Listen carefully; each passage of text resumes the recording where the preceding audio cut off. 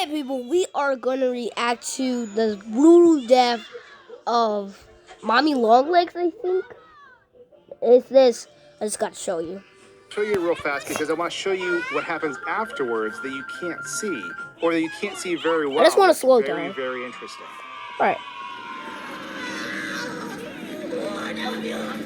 What have you done? Don't make me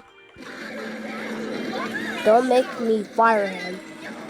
You can't do this. Why would you do this to me? Oh, God, mercy. Don't make me fire him to fight. Don't make me to fight him. Don't make me to let you fight. Don't make him to let him fight you. That's what she said? Oh, don't make him fire you. Oh.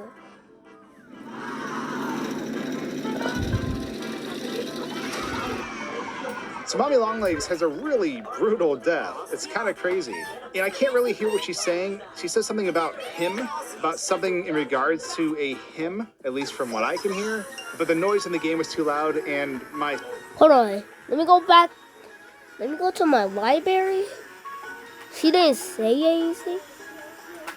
Favorites.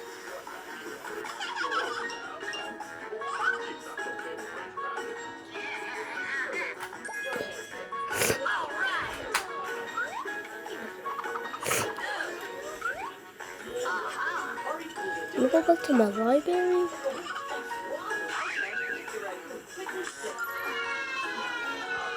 Me.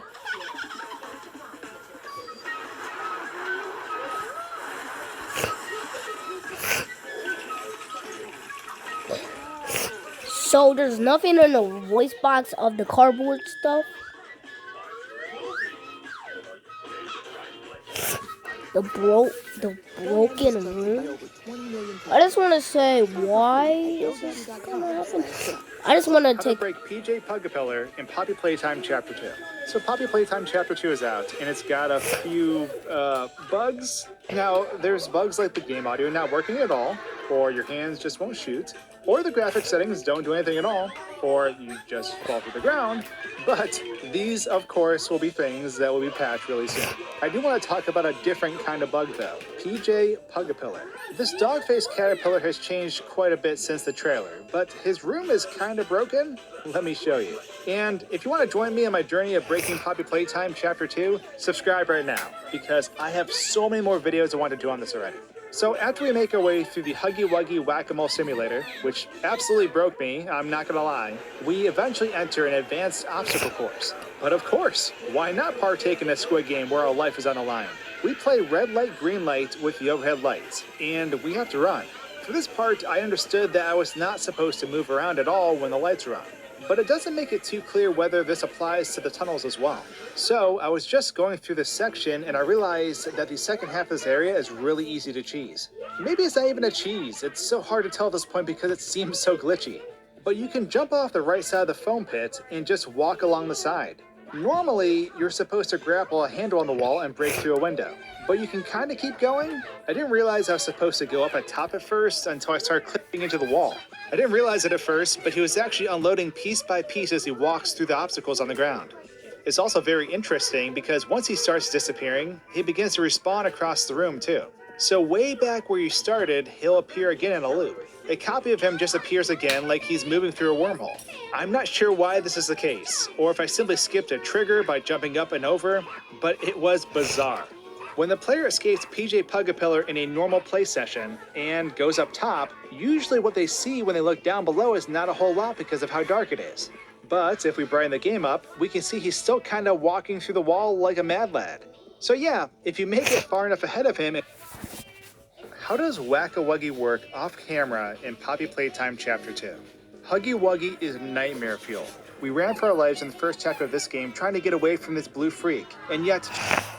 Now she's Did you know 15 Poppy and now Playtime at she's one like time had or 30, possibly like have a 50, multiplayer 30, mode in the like future? So I've obviously been crawling 30, all over this game like and digging through the files. There's a lot of neat stuff. But one of 45? the coolest things I found in the game last night is an Yeah, she's unfinished 45. multiplayer mode. So the last thing to do on my list was basically to go into the game and then actually look line by line through the different files in the game because I've been spending all my time actually within the game itself, right? Now, after having done that, I was able to find a hierarchy of multiplayer. And there was quite a bit of different things listed. I saw like a game mode thing. I saw there was gonna be puzzles. And the coolest thing is that you could choose between, looks like 3 different characters. There was Huggy Wuggy, Mommy Longlegs, and the player character. So of course, seeing this stuff just written out as text doesn't really do it justice. So I wanted to boot it up in the game. Is there gonna be an orange story like about Cappy on Game Tunes? Game Tunes?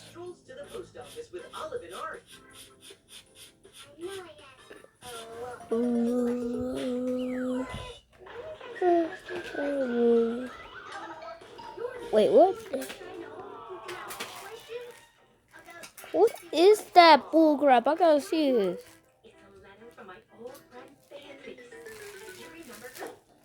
Yo! Yeah. Oh, crap. Now, everyone, I have an announcement to make. I'm going to be the new music teacher at Adam West High. What? You say you're joking. I'm not joking. I start my... 2 eggs scrambled on toast. Sure thing, honey. Adam and Eve on a raft, wreck 'em. I'd like a hot dog with ketchup and some Jell-O, please. Paint a Bow Wow red and a side of nervous pudding. Can I have a well-done burger with lettuce and tomato? Burn one. Unless you have a car ride to offer. You know, I was just thinking, when I was your age, my uncle... First, there's salad. I told you long ago on the road. Hey there, it's Josh. Welcome back to Let's Game It Out. We're playing 2 Point Hospital today, because if there's one thing I love, it's creating hospitals that hurt more than they help. Let's dive into sandbox mode. So we got all kinds... Hey there, it's Josh. Welcome back to Let's Game It Out. Today we're playing YouTuber's Life, OMG edition. Developers, thank you for a key. Wow, why is your whole game blurred out like that? What scandalous games are you playing? In this game, it's our goal to become the world's greatest YouTuber. Hey there, it's Josh. Welcome back to Let's Game It Out. We're playing The Sims today. If you don't know what The Sims is, it's pretty much the ultimate life simulator to make anything you want. Let's dive in. Oh, I see the game wants me to play as Keanu Reeves. Nice to meet you, too. All right, it's nice that the game... This is where we usually find frogs, but there's only one now. And the creek is really dry. There's no water in it. Maybe that's why the frog was in town. The creek is dry. There's no reason for water. Ooh, I think I read about this in my nature book. Olive opens your book. Most frogs like ponds and creeks. They have just the right amount of water. If there's Playtime Co. is the product of a great man by the name of Elliot Ludwig. Divorced, but a family man at heart. His sights were always set on bringing amazing toys to amazing children around the world. Ludwig spent countless hours in the factory, working overtime relentlessly in an attempt to continuously innovate and surprise. In the 1960s, an unfortunate family death had pushed Ludwig down to his lowest. But with so much ambition, he rose back up and continued to fulfill his vision for the Playtime Co. toy factory. Ludwig could never be content leaving a project unfinished. But just how did one man come to create such an astounding empire? How did he manage to stay determined even after suffering such a tragic loss? It all began in a fateful year of 19... No problem moving them out of the way. Your work as Playtime Co.'s chief marketing officer has skyrocketed the company's profits. How do you do it? You know, it's not what you'd expect. It's the little things most people don't even think about. Like, take names, for example. Especially love to realize that. You take the E sound, slap it on the end of a name, boom, you're making bank. Huggy, Mommy. Even Elliot knew this way back with Poppy. I guess I The kind blue. of... Blue is huge. I'm telling you. What's your favorite color? Blue? I bet it's blue, right? It's blue? It's green. Okay, well, you're a special case. Most people Who's green? Seriously, marketing is... Whack, hug you. I make it look like... If there's anything Playtime Co. should be known for, it's not toys. dry dirt in the creek. Now, nighttime. Eleanor stares out the bedroom window. And how long will it take to get to Little Lake? Is it really dinner? Mind if I film this? Oh, not at all, sir. That's what I like to hear. So, Marcus, what happened? You see, I was heading home for the day when my A-Pars realised that I left my bloody wallet in the cafeteria.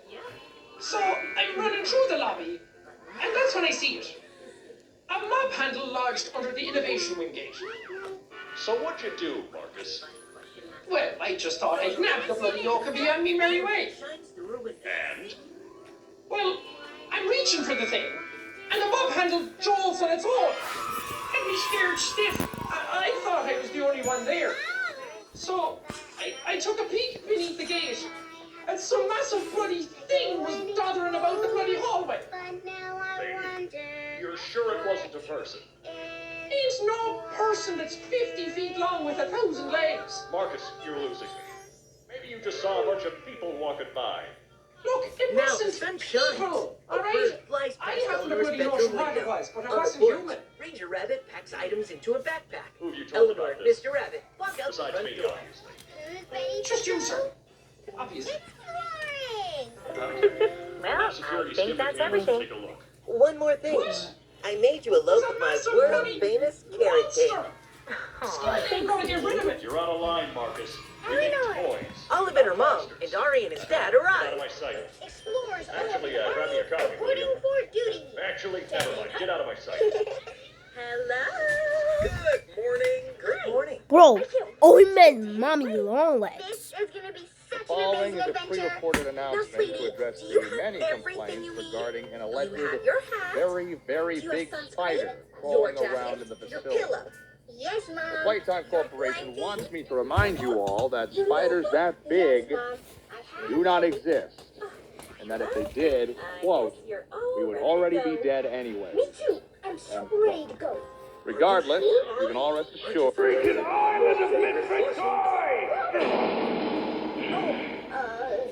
That's okay, Dad. I don't think I need him now.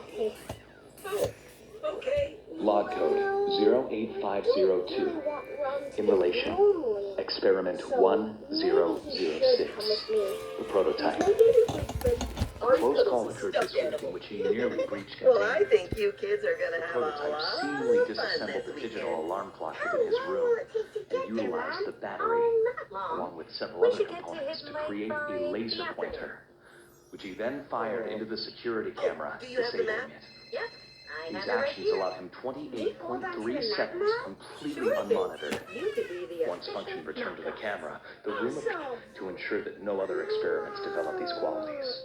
Okay. Experiment 1170, Huggy Wuggy, remains the optimal outcome due to his sufficient intelligence paired with maximum obedience. End of log. So we'll rise back up. When you input a pattern incorrectly, Bunzo will lower towards you faster. If Bunzo reaches you, your test is over. The test will become more... Making healthy taste this good. Smash it! Hit it! Crack it! It's the button all the kids are pressing! The Stupendium subscribe button! Wow! From Playtime Co. Radical! You are about to see the most incredible doll ever invented. Her name is Poppy, and she is the first truly intelligent doll in the world.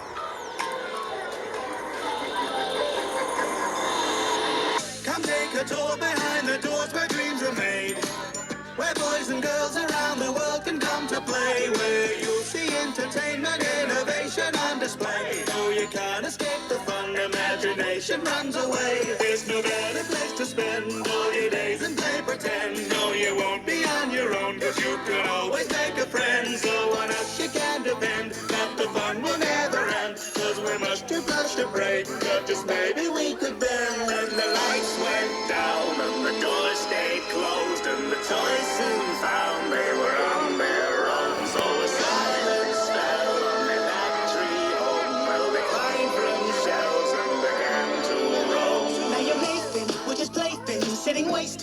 decaying. We've been waiting every day since you made graves out of our casings. We were made for entertaining, so forgive us for complaining. All you left for us to do was go through tapes of safety training. Calamity banished your language, you temperature packaging, plastic or cracked, fragmented and rattling, tangled and matted, the batteries flattening, warranty voided, insanity vanishing, pictures are splitting, our minds are unraveling, left us abandoned, but now you come back and we're back up the hug, so come get some love out of the toy box. Now we're crawling out the toy box. Now we're crawling out the toy box. Now we're crawling out the toy box. A little girl can talk to her. Barbie gives her answers. She is the first doll actually able to have a conversation with a child. Hard to believe. Just watch. Cause we're destined to be best friends. You and I from the second you stepped in. You give me butterflies in my tummy as my hugs melt your intestines. You're a high five to the big guy and a big hand to yourself. Now your arms are long enough to slap boxes off the shelf. But if you think the gloves and string are really going to help, we're wondering if the limbs can be detached as well. Still think the toys have got things to say. Stash it! A tour behind the doors where dreams are made, where boys and girls around the world can come to play, where you'll see entertainment, innovation on display. Though you can't escape the fun, imagination runs away. There's no better place to spend all your days and play pretend. No, you won't be on your own, cause you can always make a friend. So on us you can depend. That's where we have to turn to get to the lake. How are you doing with that, kids? Cool shirt. Okay. Rabbit continues walking. Mom, did you say I knew the trees when I was little? Yep. They had trees in Ivan. Time, Eleanor. Station is still working. Babysit her when she was little. Just like old times. And if you win all 3 games, Oh, she sealed the mouth with spider web. Mommy loves that idea, Puppy. You're going to have so much fun. That is, the animation's awesome. And Mommy will get things started. Hurry walks like a stiff Obey the rules, or I'll tear you apart and eat your insides while you're still alive. Oh my god! Jesus! She's insane! Oh, I think Poppy beat Mommy up. Please don't drop down.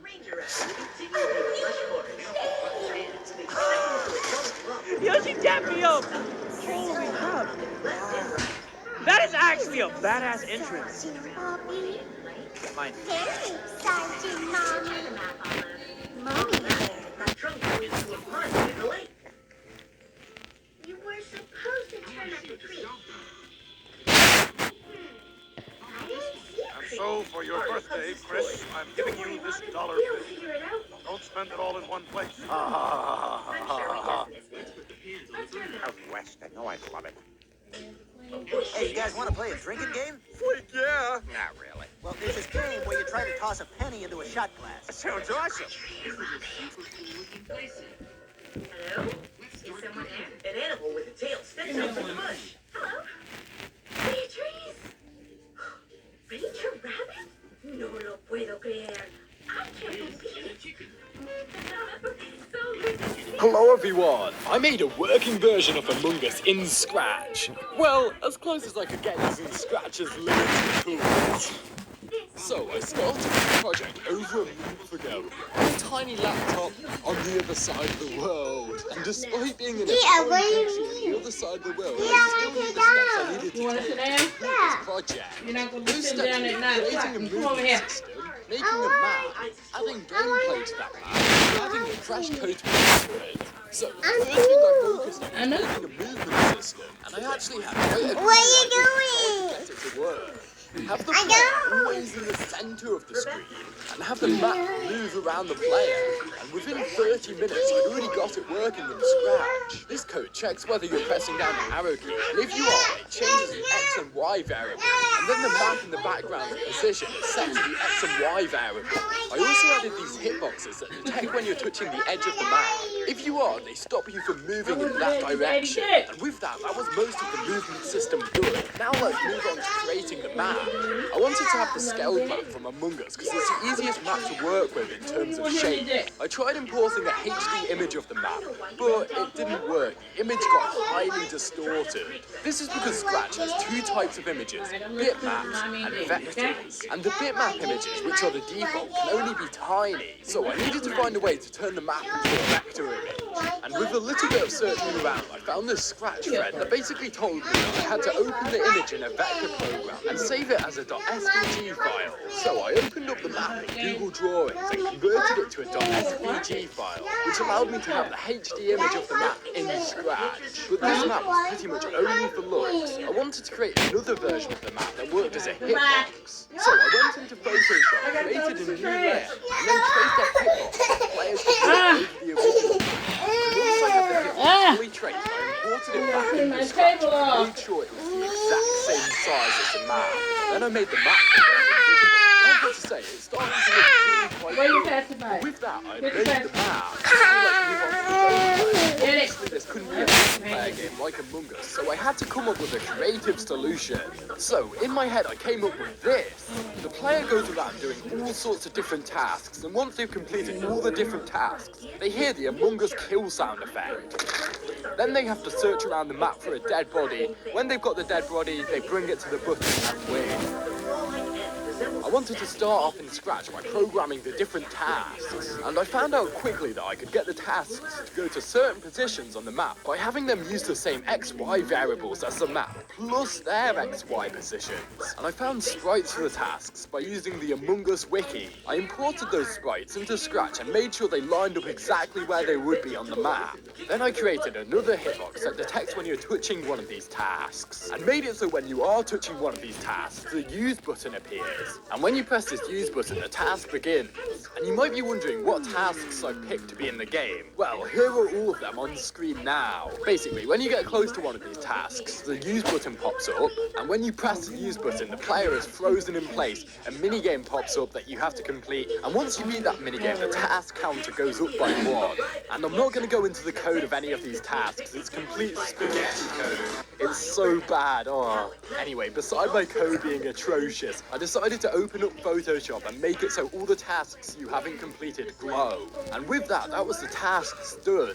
It only took around 20 hours. Now finally, let's add some crewmates. This was pretty simple. All I did was make them stand in random places on the map using the same method I did for the tasks. And then once you completed all 8 tasks, one of the crewmates gets killed randomly. Then I made it so that you could pick up the dead body using the same hitbox that checks for tasks. And then made it so if you bring this dead body to a button, this victory screen plays.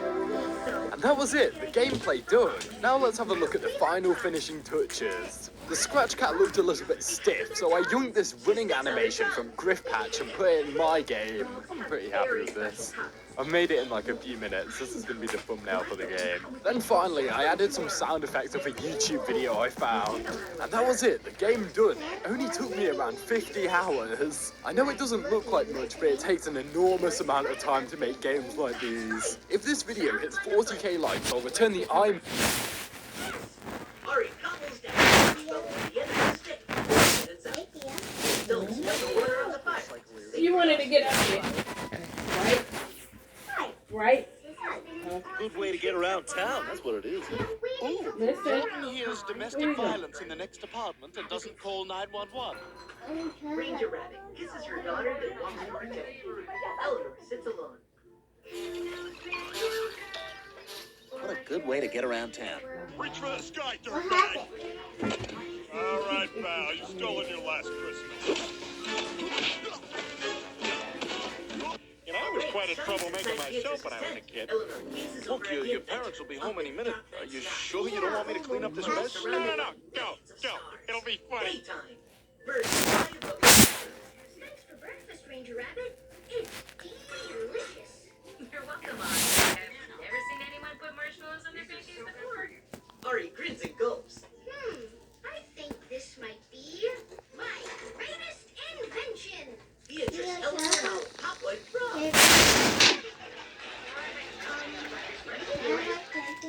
So this will be a good warm up. Oh my gosh, look at. Oh, okay. This got started in a hurry.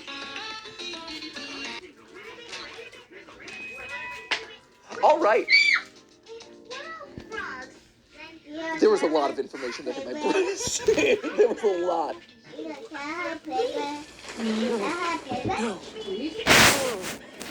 No. No. No. Oh, Matthew! Oh, thank goodness, it was just a nightmare. Steph, I can't even describe it. There was dancing, there was Grubhub, Steph. It had lore! It's okay, Matthew. Go back to sleep. It's not real. The Grubhub lore can't hurt you. It can't hurt you. Oh, baby. One end around the trunk, and another end around another.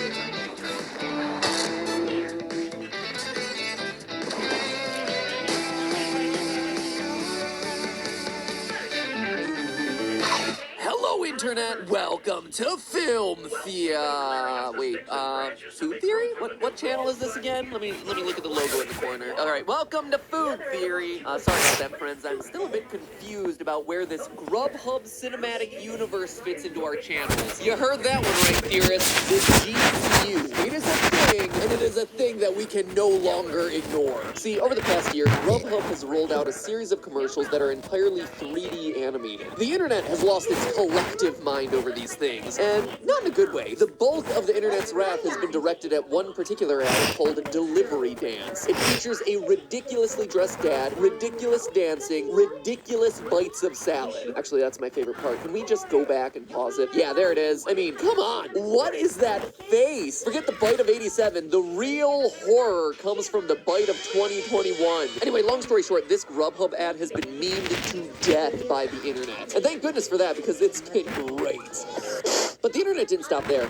Oh no, friends. The internet took it a step further and discovered that there is actual lore in these Grubhub commercials. Yep, this is my life. Now, a lot of Grubhub hubbub has been made by the other internet sleuths about the Red World stuff. The strange, sometimes vacuous red space that characters dance in after they get their Grubhub. Me, I'm a lot less concerned about that. Personally, that feels like a fair, non-literal filmmaking choice. Same goes for the magical diamonds, cash, and stars that often appear out of thin air in these commercials. I can even forgive the character's apparent lack of elbow and knee joints as an artistic choice. But what keeps this theorist up at night are the characters. Because the relationships going on in these 15 and 30-second ad spots are way more complex and way more involved than they have any business of being. See, at the center of it is this woman, who we'll call Milkshake Lady. Milkshake Lady loves ordering food from Grubhub, and she has a photo on her wall with Chicken Sandwich Guy that suggests that they're in a relationship. However, there are a few weird things that jump out. For one, Milkshake Lady and Chicken Sandwich Guy don't appear to live in the same house. Also, there's no ring on either of their fingers. And then there's the fact that she seems to be pregnant not only in the photo, but also in real life. This means that the photo has to be fairly recent. Does this mean that Milkshake Lady is pregnant with Chicken Sandwich Baby? Well, that seems likely, except for the fact that we see him as a toddler in another commercial. The only explanation for this is that Milkshake Lady's scenes must be flashbacks to several years prior, before Chicken Sandwich Baby was born. And this could explain why Chicken Sandwich Guy and Milkshake Lady are never seen in the same room together. 3 years after the birth of their child, Milkshake Lady is no longer around, and Chicken Sandwich Guy is doing the single dad thing. But he still misses her terribly, and ordering Grubhub takes him to a happier mental place, the red place where they can be together again. So yeah, that is some pretty intense world building for a couple of TV commercials. But here's an added wrinkle of complexity. There is a second picture on Milkshake Lady's wall, and it's of a dog that isn't her dog. That's right, the dog's owner, as established across multiple commercials, is this guy, who we're gonna call Taco Guy. And yet, Milkshake Lady clearly has a connection to the dog. Do I sense a love triangle in the air? Or maybe is it something less juicy? Like Milkshake Lady was the dog's first owner, and then Taco Guy became the dog's owner years later in the present day. Either way, it sure seems like something happened to Milkshake Lady. She isn't in her baby's life, she isn't in her dog's parents' life, and both men seem to be dealing with trauma. Taco Guy just lies around his house all day, and Chicken Sandwich Guy seems to be using the red place in his mind as a crutch to make his life more bearable. If there's some painful event at the center of all this, some reason why Milkshake Lady has disappeared, Grubhub hasn't revealed what it is. Or have they? See, we here at Food Theory, after hours and hours of poring over this source material, believe that we've unearthed something big. Folks, the Grubhub cinematic universe is bigger than you think. Much bigger. I'll admit it, theorists, I started looking into the Grubhub lore as a joke. I did it for the memes, but you know what? I'm not joking anymore. If Grubhub's bewildering 3D animated ad campaign has left you with questions, well, brace yourself for a whole lot of answers, because the GCU actually exists within another, even larger 3D animated universe, that of the Nickelodeon classic series, Jimmy Neutron Boy Genius. You'd think that this is just an April Fool's prank, right? But you know, I don't think it is. Now, obviously, a lot of attention's been paid to the Delivery Dance ad starring Chicken Sandwich Guy, but I'd like to begin with one of the lesser-known ads starring Taco Guy. When I first saw this ad, I said to myself, Taco Guy looks kind of like Jimmy Neutron all grown up. After all, it's not every day that you see a 3D animated dude with dazzling blue eyes and cartoonishly tall brown hair. Plus, Taco Guy is about the age that Jimmy Neutron would be in the present day, 2 decades after the show graced Nickelodeon's airwaves. But again, this was just a passing random thought I had. There certainly wasn't enough to actually base an entire theory episode around. But then, moments later in that same commercial, bam, I encountered this. Do you see it? Zoom in, enhance. Friends, check out those shirts. If it seems familiar, well, that's because it's Jimmy Neutron's shirt. Red t-shirt, atom on the chest, 3 electron orbitals. And that struck me as more than a little odd, because while the atom shirt makes sense on a boy genius whose name is literally Neutron, why are these guys wearing the shirt? Grubhub has nothing to do with atoms. Someone made the very intentional choice to introduce these shirts. Shirts that are, at a minimum, an homage to Jimmy Neutron, in a Grubhub ad that features a character that looks a heck of a lot like a 30-something-year-old version of Jimmy Neutron. But why? Why? Well, I'm thinking that Taco Guy deserves himself a second look. So it's important to note that Taco Guy actually appears in different commercials. In this first one we've been discussing, he appears on screen for just 5 seconds, playing video games and eating tacos that appear out of thin air as if by magic. But Taco Guy also stars in his own 15-second commercial. And it's this second spot that gives us a much better sense of who this guy is as a person, his lifestyle, his interests, and perhaps most importantly, his high-tech, borderline magical cell phone that provides him with tacos instantly at the push of a button. And these tacos can't be overlooked like the decorative diamonds and cash that we talked about earlier. Taco Guy interacts with the tacos. He actually eats them. They are real tacos. Now, keep in mind, this food appearing out of thin air technology is not pervasive in the Grubhub cinematic universe. Delivery Guy is actually a recurring character across multiple spots, which proves that many people in this world still get their Grubhub delivery the old school way. So a phone that transports real food directly to your home is just as awesome in this universe as it would be in our universe. And it presumably is using similar technology as some of Jimmy Neutron's inventions in his show, like the matter transporter and the teleportation pods. And then there are the robots. I mean, here we have ourselves an adult man who has no fewer than 5 robots on display in his home. Jimmy Neutron, of course, built robots all the time. Even his dog was a robot, for crying out loud. Speaking of which, Taco Guy's dog does seem weirdly intelligent, don't you think? I mean, accidentally ordering tacos for your taco-loving master once is a coincidence, but this dog orders food for his master in multiple commercials. And not only that, but this dog picks out the best deal available each time. That is evidence of reasoning ability, not to mention literacy and an understanding of mathematics. You know who else just so happened to have a dog that was able to do all that? Jimmy Neutron, who built Goddard, a robot dog that was literate and hyper-intelligent. And here's the thing, theorists, there are Jimmy Neutron Easter eggs all over Taco Guy's room. The cactus, which is the exact same size and shape as Jimmy Neutron's cactus costume in Season 2. The red baseball cap, which Jimmy and his friends sported in Season 2 as well. The choice to make the lava lamp glow pink of all colors, which was the go-to color for pretty much any brain power or energy-emitting invention that Jimmy Neutron came up with. And as for the taco obsession, well, if you've ever watched the show, you already know that Jimmy Neutron grew up in a taco-loving household like no other. What do you want for lunch, Hugh? Yeah, nothing for me.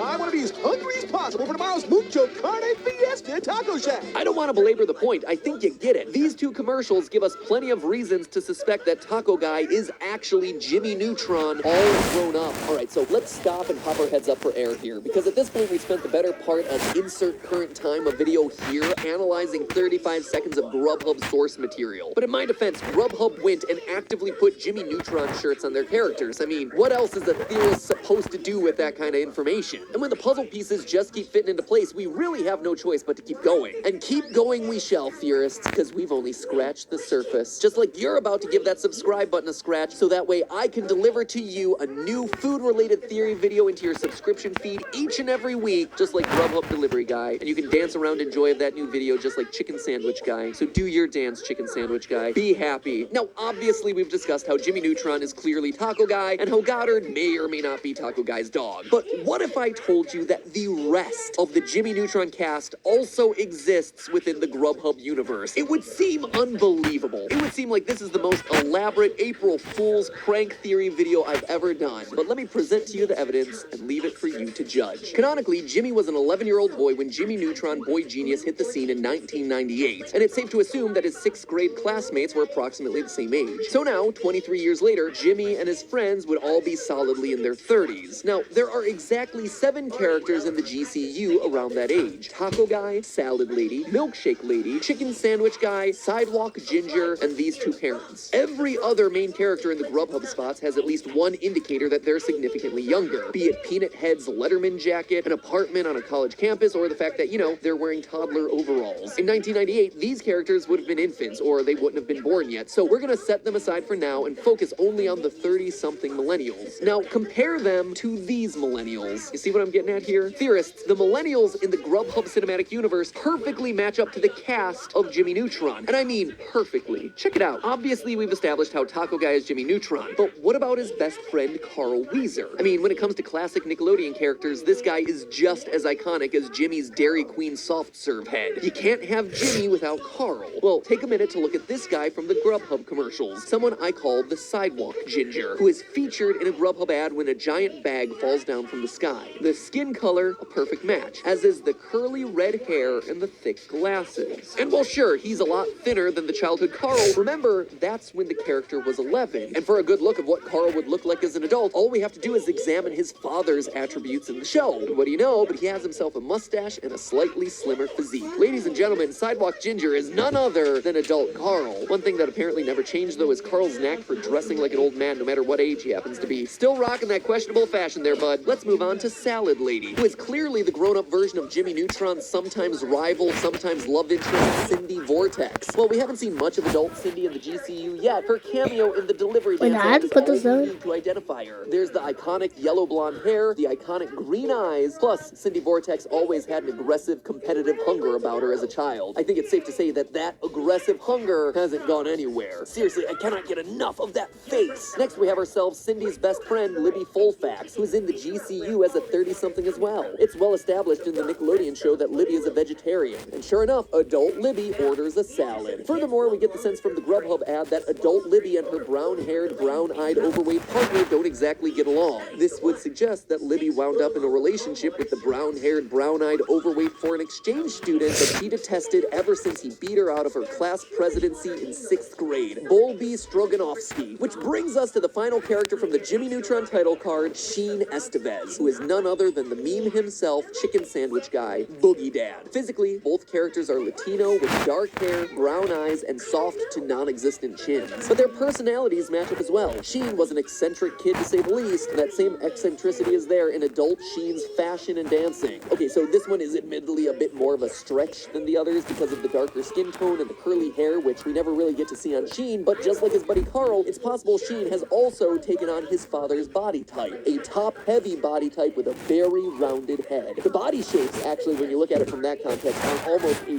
perfect match. Call it a series of complete coincidences if you like, but the fact of the matter is this: every single character from the Jimmy Neutron title card has multiple undeniable similarities to the corresponding GCU character. Pile all of that on top of the fact that Jimmy Neutron's shirt makes multiple cameos in the GCU for no apparent reason, and I feel the case is pretty airtight. Theorists, the Grubhub cinematic universe isn't merely linked to the Jimmy Neutron Boy Genius universe, it is the Jimmy Neutron Boy Genius universe. All that supernatural activity surrounding Grubhub isn't magic or witchcraft, that's what technology is capable of when wielded by Jimmy Neutron after a couple additional decades of wisdom under his belt. So this gives us a ton of backstory on the Grubhub characters that we didn't have before, and it allows us to answer a bunch of the questions that are still lingering. Beginning with the biggie, how does Milkshake Lady fit into this unofficial revival of Jimmy Jimmy Neutron. After all, there was no parallel for her in the show. Betty Quinlan, Jimmy's crush, comes close, but she has a mole and different colored eyes, so no good. The answer to this is kind of simple, though. Milkshake Lady just wasn't on the original Nickelodeon show. She's a new character that Grubhub introduced, and for good reason, they needed someone to kill off. I believe that they had a gigantic Grubhub bag crush Milkshake Lady to death shortly after she gave birth to Sheen's baby. Yeah, I know this sounds dark and insane, and you hate the idea that your third favorite Nickelodeon show growing up was taken in this direction. Just remember, I am not the reason.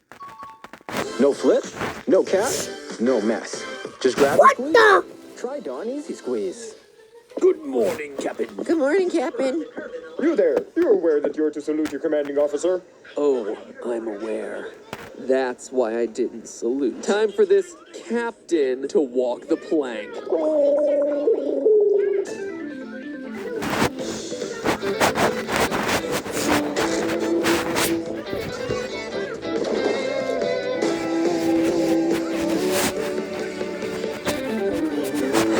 Internet, welcome to Food Theory, the show that stays crunchy even in milk. Theorists, if you're anything like me, there's nothing worse than soggy breakfast cereal. Well, maybe cereal that tastes like green onions, or cereal that tastes like cardboard. I guess finding out your favorite cereal mascot is inbred is pretty bad too. You know what? Maybe there are a few things worse than soggy cereal, but soggy cereal is still definitely up there on the list. And that is precisely why in 1963, the Quaker Oats Company launched Cap'n Crunch, a cereal that supposedly stays crunchy in milk longer than other cereals. It's Cap'n Crunch, the cereal named after me.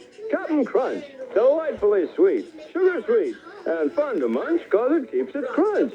So crisp, it never uncrunches, not even in milk.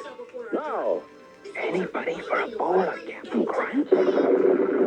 What the captain is neglecting to tell everyone is that not only does it stay crunchy in milk, it also feels like glass shards on the roof of your mouth. Now, Captain Crunch cereal isn't sold worldwide, so in case you live far across the 7 seas and are unfamiliar with the titular character, here's the backstory on old Captain Horatio Magellan Crunch. Yes, that is his real canonical name. Since his earliest television commercials, the jolly silver-haired captain has sailed the soggy seas on a ship, the SS Guppy, with his crew of misfit children and his first mate, Sea Dog. His quest? To defend the secret of their cereal signature crunch from the likes of his arch nemesis, the barefooted pirate Jean Lafoot. And for decades, it was nothing but smooth sailing for the captain. His cereal was a hit, and, well, no one was accusing him of violating United States federal law. But one of those things would have to change in 2013, and you guessed it, it was the federal law thing. You see, Captain Crunch is a lot of things. By the end of today's episode, you'll understand that he's a con artist, he's a liar, he's a thief, and he may even be a murderer. But one thing he is most certainly not is a captain. So hold your nose and close your eyes, theorists, because today we're diving into why Captain Crunch is not only headed to jail, but is quite possibly the most dishonorable food mascot of all time. To understand today's theory, you first have to understand the Stolen Valor Act of 2013. There was one from 2005 as well, signed into law by then President George W. Bush, but the one we're talking about today is one signed under the Obama administration. Now, I imagine most countries simply call it impersonating a military officer, or something along those lines, but here in the States, Stolen Valor is the cool way we refer to the act of fraudulently claiming to have served in the military, or embellishing one's rank within the military, or lying about having received certain valor awards. And doing any of those things is literally a federal crime. A crime that a certain cereal mascot running around falsely calling himself a captain may just be violating. Now, we have to keep in mind that Horatio Crunch here would only be guilty of stolen valor if he was wearing a U.S. military uniform. If he were lying about his rank as a member of, say, the Queen's Guard, he wouldn't be in violation of the U.S.'s Stolen Valor Act. So, can we confirm that Captain Crunch is indeed wearing a U.S. naval uniform? Indeed we can. Now, it may not resemble contemporary U.S. naval uniforms too closely, but if we turn the clock back to the 1800s, it is clear that all the distinctive components of Captain Crunch's uniform were in fact once utilized in real life by the U.S. Navy. The epaulets on the shoulders, the bicorn hat, the white trousers with a high-collared blue coat, even the tails, which the captain wore in some of the earliest commercials. So let's first take a closer look at Captain Crunch's uniform. That is not the uniform of a captain in the U.S. Navy, and we can tell based on the stripes on his sleeve. Over the course of the decades-long television commercial campaign, we've seen Captain with 1, 2, and 3 stripes on his sleeves, indicating the ranks of ensign, lieutenant, and commander, respectively. But at no point has his sleeve ever displayed 4 stripes, which would denote the rank of a captain. At best, it would seem that he's risen to the rank of a U.S. Navy commander, a rank that is 1 level lower than captain. And our source for that is the U.S. Navy itself. That's right, the Navy has actually weighed in to confirm this, as Lieutenant Commander Sarah Flaherty, a U.S. Navy spokesperson, stated in 2013, quote, Captain Crunch appears to be wearing the rank of a U.S. Navy commander. So why then does he refer to himself as a captain? Well, after years of being badgered with these types of questions, the captain finally defended himself on Twitter, which honestly was his first mistake. No, not on Twitter, Captain. Defensive Twitter threads will never work, because people like me will tear apart everything you say and hold it against you. Anyway, he responded with the following, quote, a naval officer of any rank will have the title captain because whoever is in charge of a ship assumes the title of captain. Which, gotta say, is a very valid point, Horatio, except for the fact that it doesn't apply to you because you are not a naval officer. That's right, Lieutenant Commander Sarah Flaherty once again weighed in on behalf of the U.S. Navy, saying, quote, our personnel records do not show a Captain Crunch who currently serves or has ever served in the Navy. Oh, snap, crackle, pop! You just got dunked on by the U.S. Navy. Quote, our personnel records do not show a Captain Crunch who currently serves or has ever served in the Navy. Oh, snap, crackle, pop! You just got dunked on by the U.S. Navy. Let's drop anchor for a moment to unpack all this.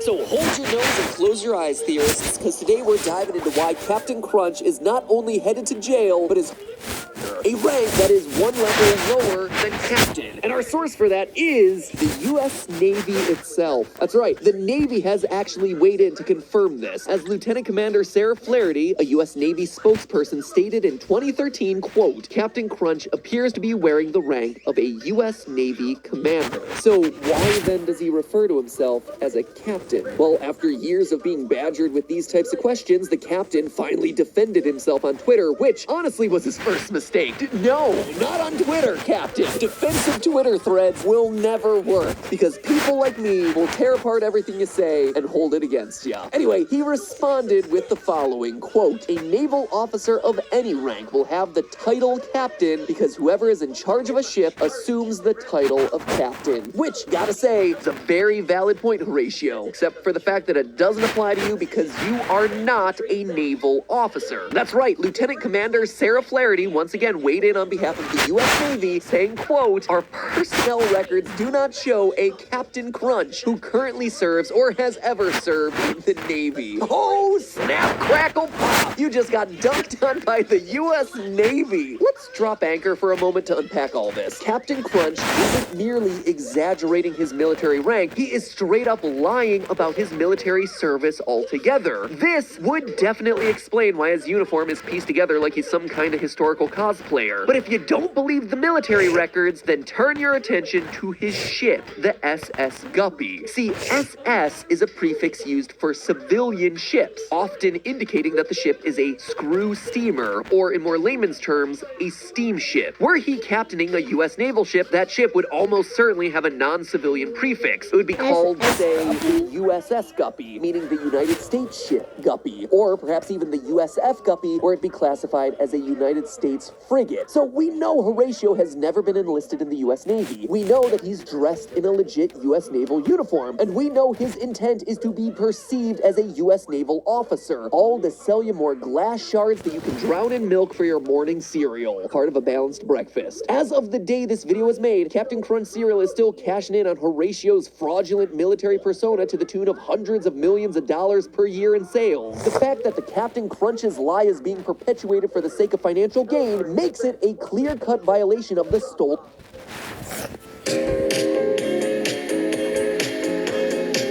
Steps on the beach count just as much as normal steps.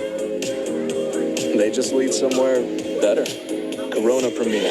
Lower carbs, lower calories. Is your light beer Premier? Cannibalism Week! Matthew, what did you say? Cannibalism Week. Go back to sleep. You're having a weird dream.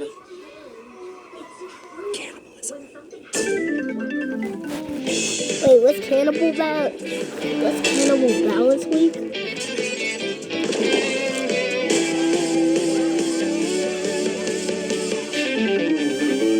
Hello, Internet. Welcome to Food Theory, the show that melts your face, not in your hand. Theorists, it is Cannibalism Week here on all 3 channels. No, seriously, all 3 episodes released within minutes of each other, all with a theme of cannibalism. Gotta admit, it started as a joke during a production meeting, and then I just said, why not? And everyone else responded, because cannibalism.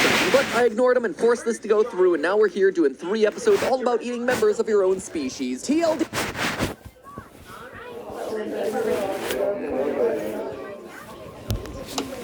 Alright, mascots, listen up. Your Halloween-themed monster cereals are all basically the same. We don't need all 5 of you, so we're gonna have to cull the herd a little bit. One at a time, step forward and deliver your catchphrase. Count Chocula, you're first. I want to eat your cereal. Alright, not very clever, but I get it. You can stay. Really Next up need is to go Frankenberry. You know what? Actually, your cereal sells pretty well. You're safe. You too, Blueberry. Good job on those sales. Let's hear from, you, Fruity Mummy.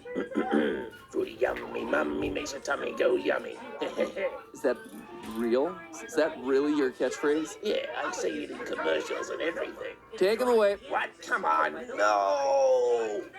Fruit Brute. Let's hear it from you. All right, gonna stop you right there. So that's it? You just howl the word fruit? I'll see myself out. Yeah, you do that. Honestly, didn't even know you were a thing until today.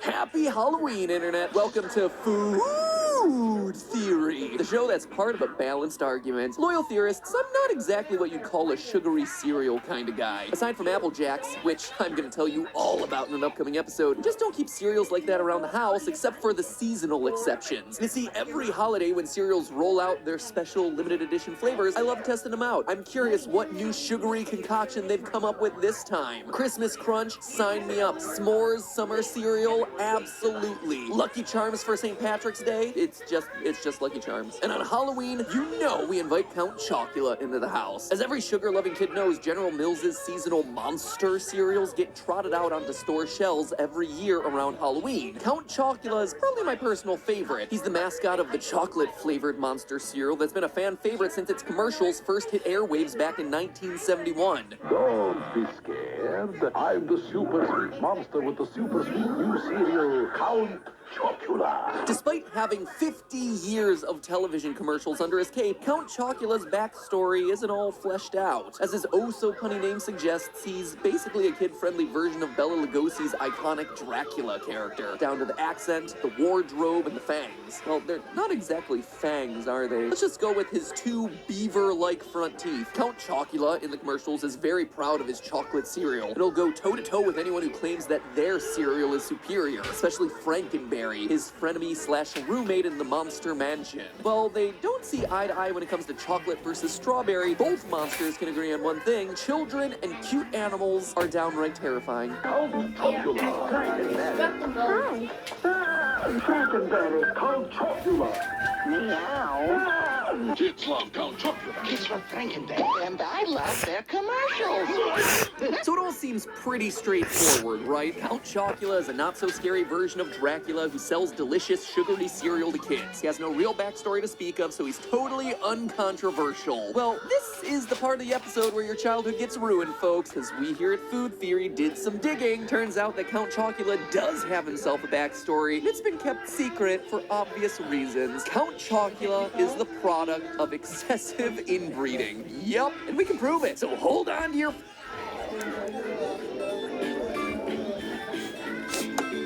All right, Look, mascots, listen up. Your Halloween-themed monster cereals are all basically the same. We don't need all 5 of you, so we're gonna have to cull the herd a little bit. One at a time, step forward and deliver your catchphrase. Count Chocula, you're first. I want to eat your cereal. All right, not very clever, but I get it. You can stay. Next up is Frankenberry. You know what? Actually, Oh, your cereal crap, sells where are pretty my well. You glasses? saved. You too, Booberry. Good job on those sales. Let's hear from, Not bad. Fruity Mummy.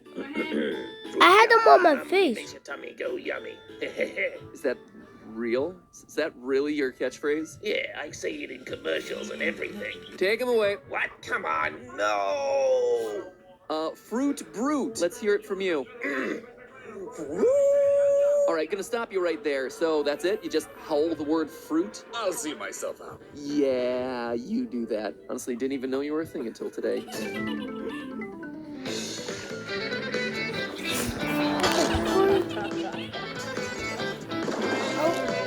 I had my glasses on. I didn't take them off. Happy Halloween, Internet. Welcome to Food Theory, the show that's part of a balanced argument. Loyal theorists, I'm not exactly what you'd call a sugary cereal kind of guy. Aside from Apple Jacks, which I'm going to tell you all about in an upcoming episode, we just don't keep cereals like that around the house, except for the seasonal exceptions. You see, every holiday when cereals roll out their special limited edition flavors, I love testing them out. I'm curious what new sugary concoction don't they'll have come my up with this glasses. time. Christmas Crunch, sign me up. S'mores summer cereal, absolutely. Lucky Charms for St. Patrick's Day, it's just Lucky Charms. And on Halloween, you know we invite Count Chocula into the house. As every sugar-loving kid knows, General Mills' seasonal monster cereals get trotted out on the store shelves every year around Halloween. Count Chocula is probably my personal favorite. He's the mascot of the chocolate-flavored monster cereal that's been a fan favorite since its commercials first hit airwaves back in 1971. Okay, the boy. And I'm the super sweet monster with the super sweet new cereal, Count Chocula. Despite having 50 years of television commercials under his cape, Count Chocula's backstory isn't all fleshed out. As his oh-so-punny name suggests, he's basically a kid-friendly version of Bela Lugosi's iconic Dracula character, down to the accent, the wardrobe, and the fangs. Well, they're not exactly fangs, are they? Let's just go with his 2 beaver-like front teeth. Count Chocula in the commercials is very proud of his chocolate cereal. It'll go toe-to-toe with anyone who claims that their cereal is superior, especially Frankenberry, his frenemy/roommate in the Monster Mansion. Well, they don't see eye to eye when it comes to chocolate versus strawberry. Both monsters can agree on one thing: children and cute animals are downright terrifying. Count Chocula, Frankenberry. Hi. Frankenberry, Count Chocula. Meow. Kids love Count Chocula. Kids love Frankenberry, and I love their commercials. So it all seems pretty straightforward, right? Count Chocula is a not-so-scary version of Dracula who sells delicious, sugary cereal to kids. He has no real backstory to speak of, so he's totally uncontroversial. Well, this is the part of the episode where your childhood gets ruined, folks, because we here at Food Theory did some digging. Turns out that Count Chocula does have himself a backstory, and it's been kept secret for obvious reasons. Count Chocula is the product of excessive inbreeding. Yup, and we can prove it. So hold on to your Frankenberries, because this monstrous food theory has got itself some teeth. First off, let me just say, I get it. This is a weird, bold claim to be making about a beloved children's cereal mascot. But it's not like I woke up this morning looking for a way to take down Count Chocula, okay? I woke up like a month and a half ago looking for a way to take down Count Chocula. I'm a guy who follows wherever the facts lead me, right? And in Count Chocula's case, the trail began with his chin. See, over the past 50 years, we've seen Count Chocula drawn in a variety of different animation styles, as you'd expect from any character who's been around that long. But his chin has been a constant throughout every iteration. There's no version of it that isn't long and protruding. Now, this is known as prognathism, the extension or bulging out of the lower jaw. Colloquially, it's referred to as Habsburg jaw because it's most famously present throughout the Habsburg dynasty. And by the way, I'm going to be spelling Habsburg with a B in today's episode, despite the Habsburg with a P spelling that we're used to in the US. Yeah, it does sound like a P to your ear, but actually modern-day descendants of that royal line spell it with a B. And you know what? If they're the descendants of that line, I'm going to trust the way that they spell their own names, so it's good enough for food theory. Now, the Habsburgs were a massively powerful royal house, with territories across Central Europe, Southeastern Europe, and beyond from the 13th century until the Austro-Hungarian Empire fragmented in the wake of World War whoa, different chins. Secure land holdings and alliances to Habsburgs, I have as well as different many other royal families Oh. in that region at the time, married strategically. And by strategically, I mean, if you can't trust someone else to do it, you gotta do it yourself. Long story short, these ancestral lines were more incestuous than a YouTuber's working crew. Not like YouTubers are doing it with their family. I mean, YouTubers are doing it with their family. They're working together. YouTubers tend to work with their family and close relatives. That's what I'm saying here, all right? I'm just saying that everyone tends to work with their family members in this industry. And in the... Хорошо. Куриные крылышки для меня, пожалуйста. Да, мой первый клиент. Turf Valley, located on 1,000 acres, a destination resort for weddings. Look at you. No braces. I wasn't so lucky. Invis is not your parents' braces. Invisalign. The Naruto Saturday's Apocalypse mod just dropped, and in this video I want to explain how Naruto ends up getting corrupted and also why Boyfriend and Pibby are in this universe to begin with. Now, as we all know, Boyfriend and Pibby have been on the run from the corruption since it took Girlfriend. And in their attempt to get away from the corruption, they end up going to Naruto's universe, which at first they think is okay. But very quickly they learn that the corruption has even moved over to anime universes. Now, the good news here is that this is technically probably the weakest version of Naruto, because this is him as a child. Now, I know that in the Boruto series, at some point, I think he ends up getting sick, but I have to imagine that even sick adult Hokage Naruto is stronger than this version of Naruto. But my anime fans, let me know what you think down in the comments. Now, with that being said, the reason that Naruto ends up getting corrupted is because Sasuke is actually planning to take on the corruption willingly.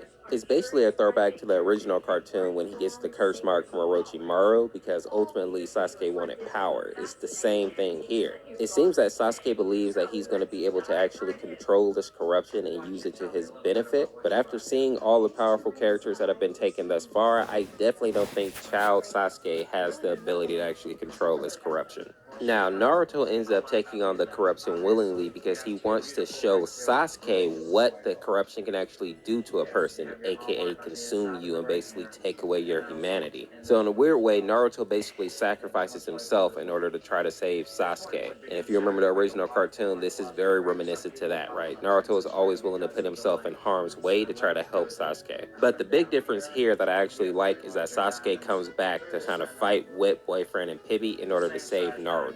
A scary thing to think about, though, is at this point in the anime, Naruto was much stronger than Sasuke, if I remember correctly. The only reason Sasuke ended up beating him in that last fight is because Naruto basically threw. So these three definitely have their work cut out for them. For all people who made it to the end of the video, let me know, in this time period in the Naruto universe, who do you think would be the worst person to get corrupted? The first person that comes to my mind is Itachi, because at this point in the anime, he was still pretty strong and the sickness hadn't taken him over quite yet. And the second person would probably be Jiraiya. Even though he was kind of goofy, he was actually mad powerful, and I didn't realize that until like after, you know, the incident. People, if you enjoyed this video, make sure to click the screen here and check out this video where I... One McDonald's hamburger, please. The year is 1971, and that'll be 28 cents, kid. What an unusual thing for you to do to specify the year, but okay. By the way, what are those? Why would you fill this family restaurant with these creepy monsters? Creepy? What are you talking about? It's 1971. That's what kids like you are into these days, apparently.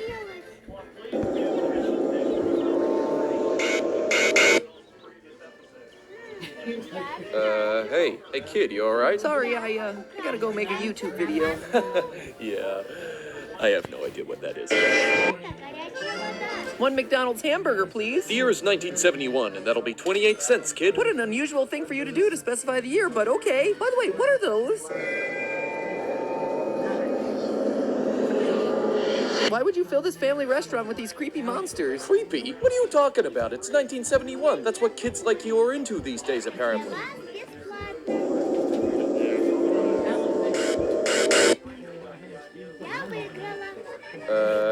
Hey kid, you alright? Sorry, I gotta go make a YouTube video. Yeah, I have no idea what that is.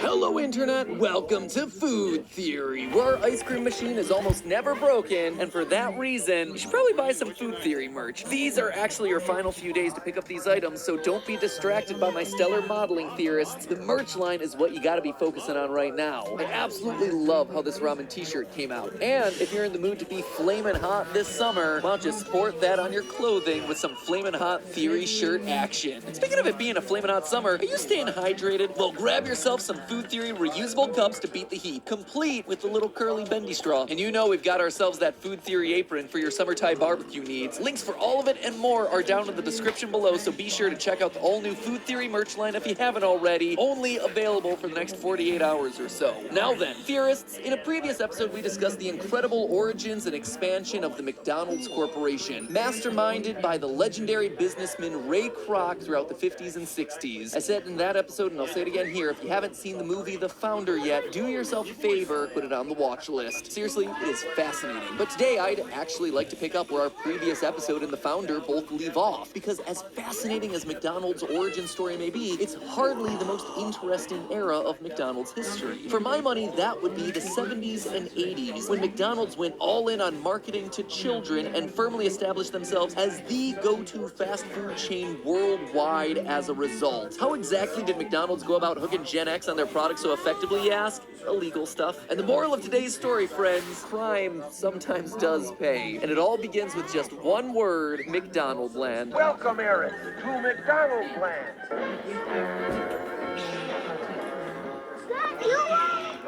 Of course it's me, and all your other friends too.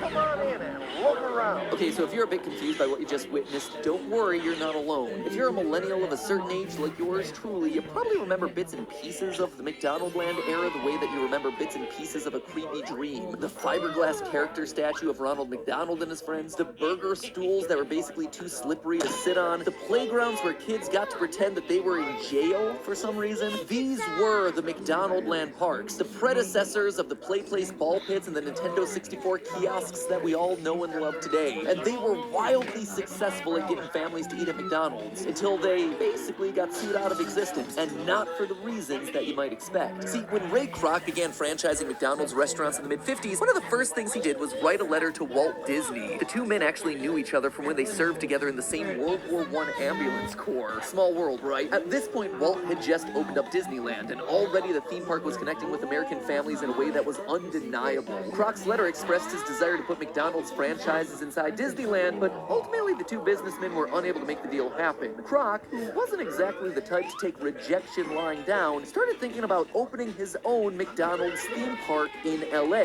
Ultimately, though, he settled for smaller McDonaldland parks at numerous franchises across the country. And the McDonaldland cast of characters, starring the definitely not creepy clown Ronald McDonald, were brought to life shortly thereafter in Saturday morning TV commercials.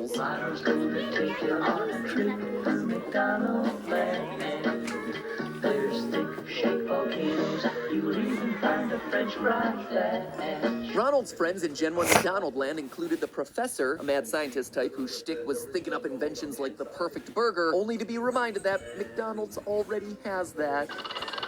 Hey, hamburger! It worked. It worked. Well, almost. There was also Mayor McCheese and police officer Big Mac. Study harder and have a cheeseburger. Though it becomes quickly apparent that McDonaldland is in more of a Gotham City ineffectual legal system situation where those two don't really do a whole lot, and everyone just relies on the local clown to mete out his vigilante justice against the villains. So when you think about it, actually the exact opposite of Gotham City. The burger alarm! And let me tell you, there were a lot of villains. There was the Hamburglar, who naturally was a thief who stole hamburgers. There was also Captain Crook, a pirate who also steals food, but pretty much focused all his efforts on the Filet-O-Fish sandwich. And last, but certainly not least, there was the evil Grimace. Yeah, for the first year of the McDonaldland campaign, the Grimace was a huge purple blob monster with forearms that he used to snatch up milkshakes and soda like a fast food Jabba the Hutt. Where's the Coke? Where are the shakes? Now, on one hand, McDonaldland and Disneyland aren't even close to each other. Like, one is a world-class tourist destination spawned from one of the greatest entertainment minds of the century. The other is trying to sell you grilled pink goo in 30-second increments. I don't mean to be negative towards McDonaldland or anything, but it kind of has to be said. The characters characters are just downright creepy, and I don't think anyone's gonna disagree with me when I say that they don't achieve that same Disney magic. Don't forget to feed the wastebaskets, because they're hungry too. That's right, we are. And we'd like to ask a favor of you.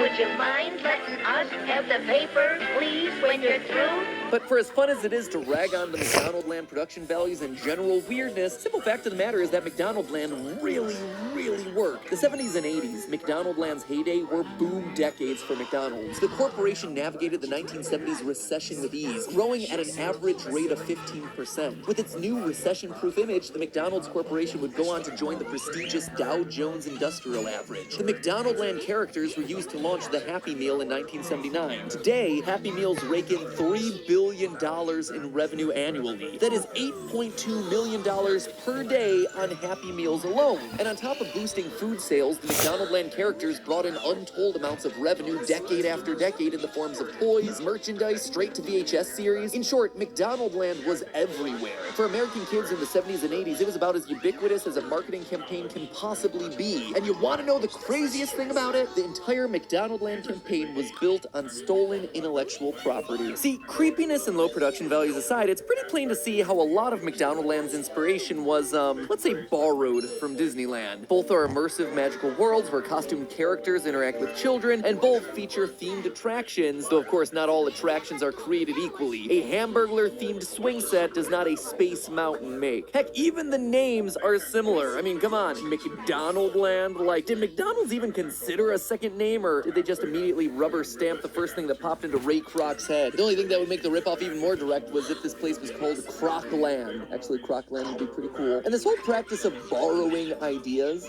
let's just say McDonald's is no stranger to the practice. If nothing else, Ray Kroc was a man who knew great business ideas when he saw them. He recognized the McDonald Brothers speedy service system as a great idea. He recognized Harry Sonneborn's model of leasing company-owned real estate to franchisees as a great idea. And he obviously recognized the brilliance of Disneyland. But it doesn't stop there. The inspirations get even more intense. The Ronald McDonald character was rather liberally borrowed in affect and style from another baby boomer kid culture phenomenon, Bozo the Clown, a TV series that syndicated its live clown show concept to different regions by having local TV employees wear identical makeup. And yes, this is what The Simpsons' Krusty the Clown was a direct satire of. One of those local TV guys was future national TV news icon Willard Scott, who McDonald's hired to recreate his version of the routine as the first ever Ronald McDonald, after some trial and error with the costume, of course. Mom told me never to talk to strangers. Well, your mother's right as always, but I'm Ronald McDonald. Give me a McDonald's shake. And if McDonald's had just stopped there, if they had merely borrowed McDonaldland concepts from Disney and Bozo the Clown, yeah, probably it wouldn't be a lawsuit. There's a connection, certainly, but not a direct ripoff. But McDonaldland clearly crossed into copyright infringement territory when it came to H.R. Pufnstuf, a 1969 television series about a young boy who visits a magical island where everything is alive and ruled over by a friendly dragon that acts as the mayor. Yeah, I don't know what's harder to believe here, the fact that that thing's a mayor or that thing's a dragon. The show, created by Sid and Marty Krofft, featured their signature blend of live-action actors, puppets, and light special effects. Huh, why do those talking trees suddenly look so familiar? 17 episodes of H.R. Pufnstuf hit the airwaves in 1969, but the show was so popular that those same 17 episodes remained on TV via reruns and syndication until 1985. Decades later, Pufnstuf was named one of TV Guide's top cult shows ever. McDonald's ad agency at the time, Needham, Harper, and Steers, thought that this was exactly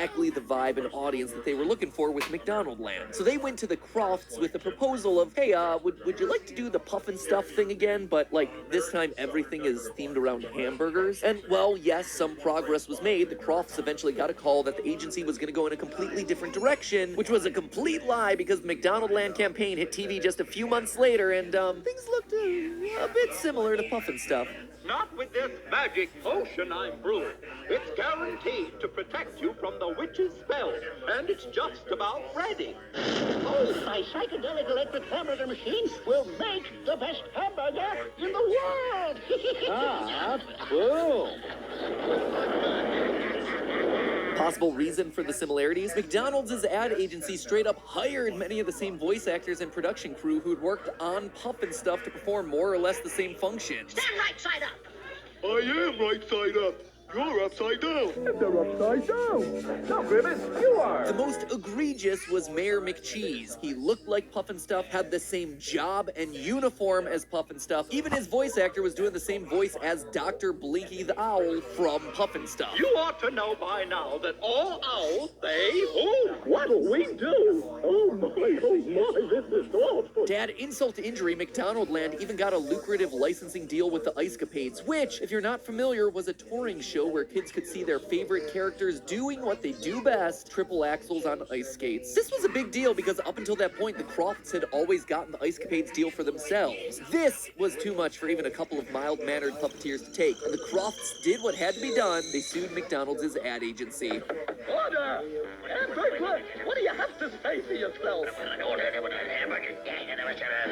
A likely story. He's guilty! Yep, in 1971, Puffnstuff dragged Ronald and the gang straight into a federal copyright lawsuit, which, as these things are wont to do, dragged on for years behind the scenes of what was otherwise one of the most successful ad campaigns in history. An ad campaign that for a time was the template by which all other fast food marketing was judged. Ronald and his kid friends were skipping through the hamburger patches doing G-rated Battle with Silly Pirates. Literally at the same moment, they were also fighting for their very survival in appellate court. And guess what? They lost. The court granted McDonald's a grace period to transform McDonaldland into something less infringing, and so Big Mac, Mayor McCheese, and the Professor all got the boot, while the human-ish characters like Hamburglar and Captain got softened up and made more mascot-like. It also meant that the concept of McDonaldland itself, a magical place that pretty closely resembles the world of H.R. Puffnstuff, had to go too, which is why Ronald started kicking around in real-world locations surrounded by new non-copyright infringing friends, stuff that is probably a lot more familiar to all us 90s kids. In the end, the courts forced the company to pay fees totaling, get this, $1 million. All right, it was $1,044,000 to be precise. Adjusted for inflation, those $1,044,1977 would be worth $4.5 million today dollars, which again isn't even close to the company's Happy Meal sales on a given day. So yeah, it seems the HR Puffnstuff lawsuit taught McDonald's a valuable lesson, and the lesson was crime definitely pays. For an entire generation of Americans, McDonaldland is inextricably linked to the McDonald's brand, a brand that today is valued over $88 billion. Ronald McDonald, who himself was kind of a sketchy copy, may have lost some of his explicit rip-off friends as a result of the court's decision, but who needs friends when you're McRich? He's been laughing all the way to the McBank ever since. But hey, that's just the perfect opportunity for me to congratulate the sponsor of today's episode, Fetch. There's And fires a very large white powder cartridge. The actual caliber is 577-500 Wesley Richards. Bro, we missed. Febreze Unstoppables Touch Fabric Spray. Just shake and Says- spray to unlock touch-activated Bro, scent we technology. missing. Hours or even days later, enjoy bursts of freshness with every touch. For long-lasting freshness, grab Febreze Touch. Earlier this year, on April Fool's Day, Food Theory released an episode about Grubhub's bizarre 3D animated campaign. Taco Guy looks kind of like Jimmy Neutron all grown up. Red t-shirt, atom on the chest, 3 electron orbitals. It's Jimmy Neutron's shirt. The millennials in the Grubhub cinematic universe perfectly match up to the cast of Jimmy Neutron. New Grubhub evidence has come to light. Grubhub somehow tracked down my address and sent me this cryptic package with the word confidential actually scrawled across the front. There's a USB drive in here. There is? There are 3 particular pieces of information that I'm going to make available to you right now, Theorist Hive Mind. We here at Food Theory have uploaded these 3 files in their entirety and full resolution for you to sink your teeth into at home. You responded with hundreds of ideas. Today, we chew on them.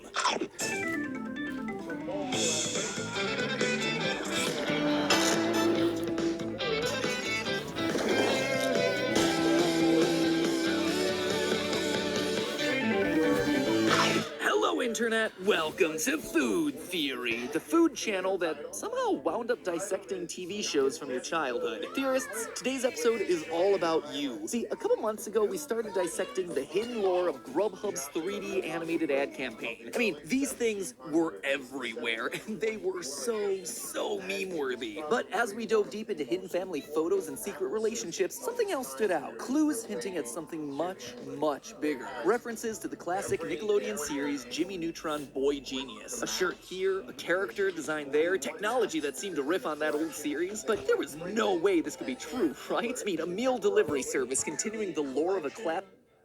You know, looking back, Arthur might not be the wholesome PBS Kids cartoon that we all thought it was. I mean, he had an episode where everyone in school struggled with addiction to strange ingredients in the candy bars that they were eating. That's certainly concerning. And the whole world seems to operate under unspoken societal prejudices and hierarchies. I mean, did your 6-year-old self ever notice the fact that reptile characters are only ever shown to be doing jobs with heavy manual labor? It's true. It's almost enough to make you ball up your fist in anger. But there's one other dark truth about this show that you might have missed back in preschool. Heck, that the adults watching this with their kids have still missed to this day. A dark truth that'll make your brain melt. And that, my friends, is what we're covering today.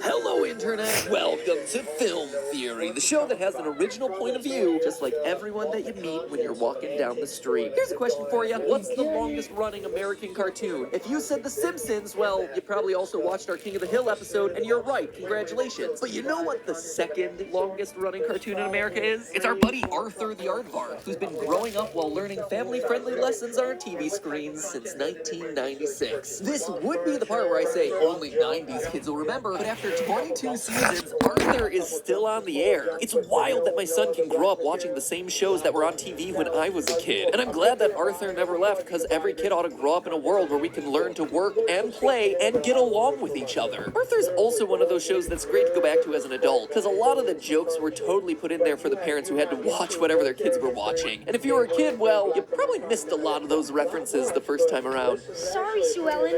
It's a brother and sister race. Maybe there's a contest for lonely children after this. It's only children, DW. A lonely child is what you're gonna be when I sell you. Holy jeez, Arthur! When you sell your sister? What am I gonna do? Run away?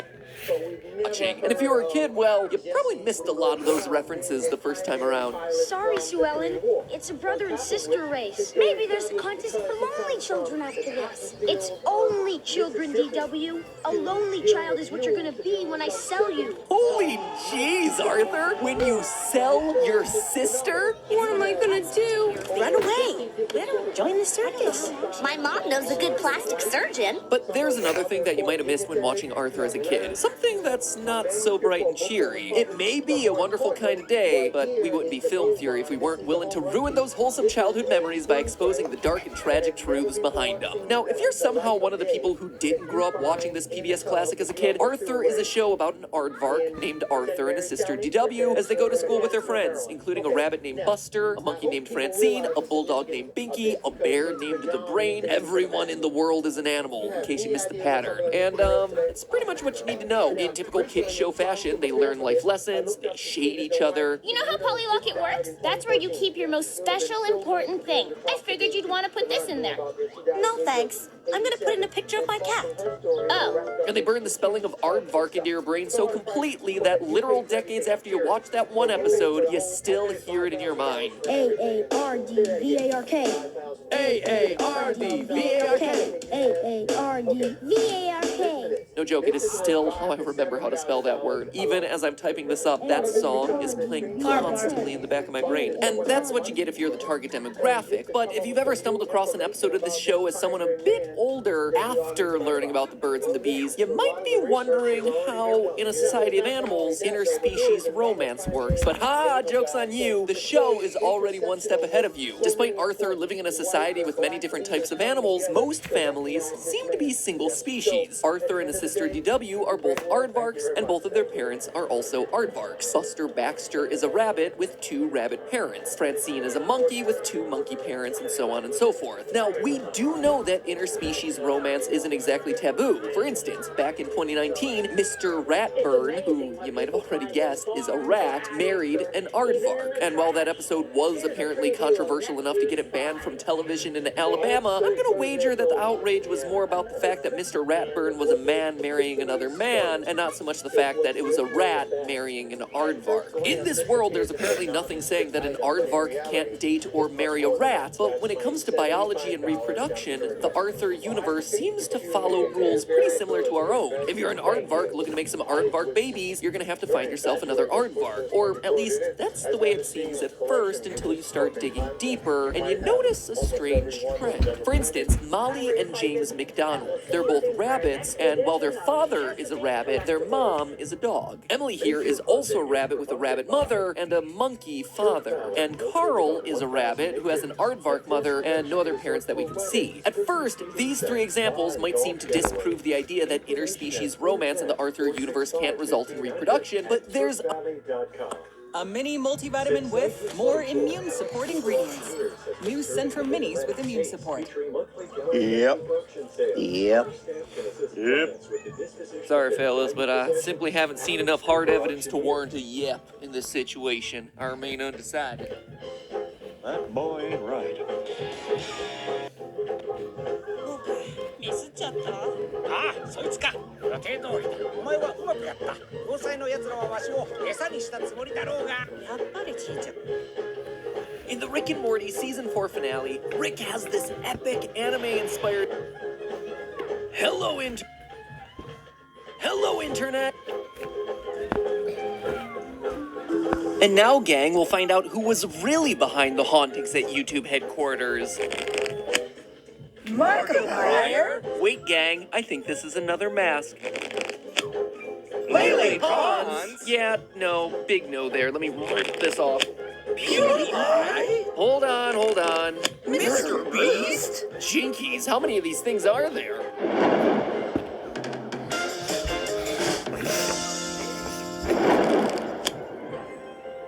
All right, I think this is the last one. The real person behind the hauntings at YouTube HQ was... YouTube sensation Will Smith. Oh, that's hot. Liked, commented, and imprisoned. Wait, where's that laughter coming from? Hello, Internet. Welcome to Film Theory, the show inspired by Velma's incredible ability to rationalize any supernatural event. The simple fact is, monsters are nothing more than crooks and masks. Usually unscrupulous real estate developers. So, just over a year ago, I did my first episode on Scooby-Doo, in which I tried to calculate Shaggy's power level and whether Ultra Instinct Shaggy was actually some sort of Super Saiyan. Remember that meme that lasted like a week? Good times. Anyway, in my research for that episode, I watched an entire generation's worth of new Scooby-Doo episodes. Not just the original Scooby-Doo, Where Are You? Not just What's New Scooby-Doo, or heck, not even just the new Scooby-Doo movies, but all of the Scooby-Doo generations. Let me reiterate that, all the generations. And that, my friends, is no small feat. Scooby-Doo is a 14-series, 36-movie canon spreading 51 years. Whoa, Bat-Bat's starting to lose his mind. And boy, was that crash course through half a century's worth of cartoon canon a wake-up call for me. For years, I just assumed that Shaggy, Scooby, and the gang were living out the same Sisyphean nightmare all that time, driving from town to town in a barely functional van, forced to solve spooky mysteries that always amounts to some guy in a really convincing rubber mask with way too much special effects technology on his hands. And what does the gang get for all their hard work? Nothing. Maybe a sandwich if they're lucky. Well, except for that one time that Scooby got himself a chest full of Confederate money. Fred and Daphne are in a will-they-won't-they relationship. Shaggy's romantic interests fluctuate between Velma and Scooby as dog. Insert wacky guest star here. Sorry, Batman, they run off sometimes. Flight is a natural response to the unknown. Can we help you kids out?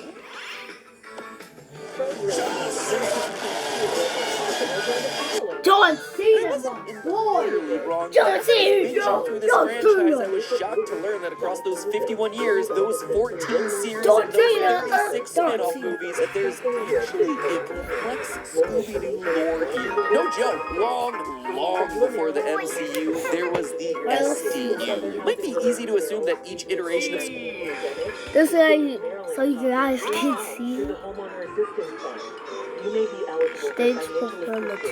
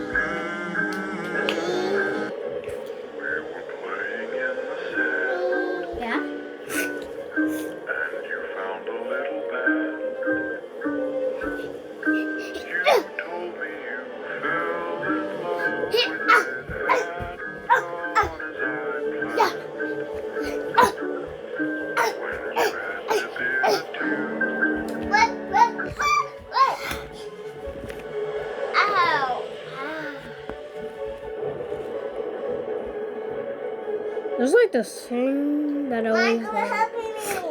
I wanna not. I'm okay.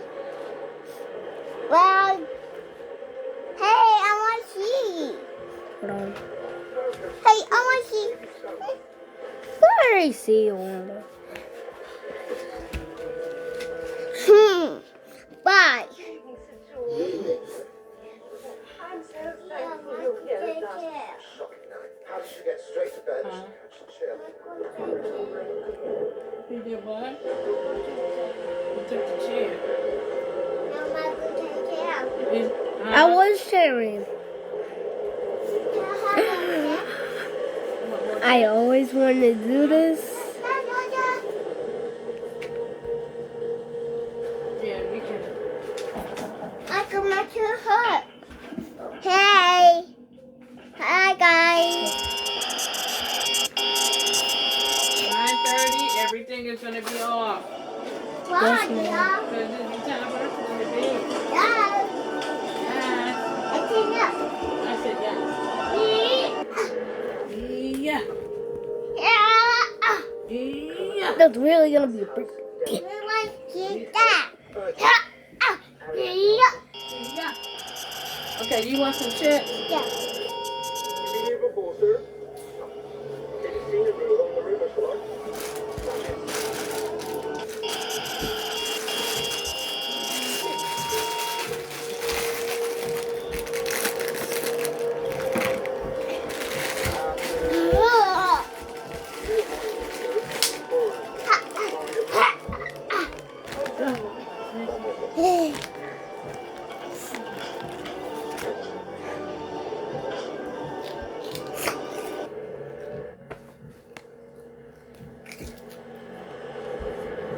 Thank you. It is most kind, please. Grazie. Margette, do you bustle? Oh, her is not speaks English.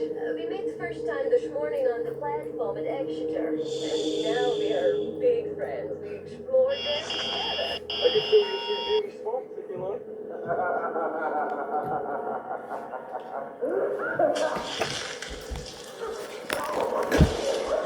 What's that, Michael?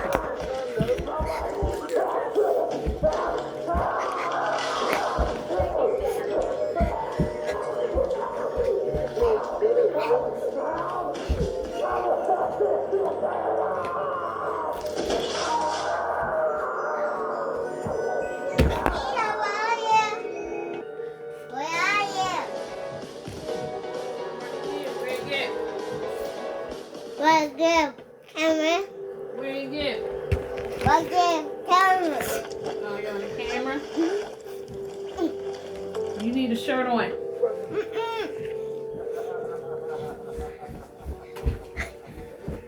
I believe Mrs. Oliver Yeah. being down by the battery, sir. That's wrong. I think that was triggering it. Eat your Pokemon? Mercy, do we have a plan for today?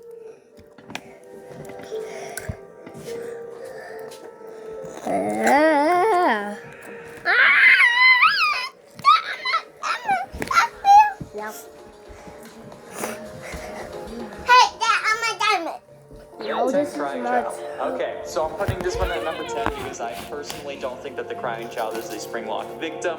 To me, there's just no logical way that that animatronic jaw should have crushed his skull because, you know, the Springlocks were already active and that would require a lot of power to crush a skull anyway. However, it is possible that since this is a series about haunted animatronics possessed by spirit metal, that logic kind of gets thrown out the window. So assuming that he is a Springlock victim, that's brutally scary.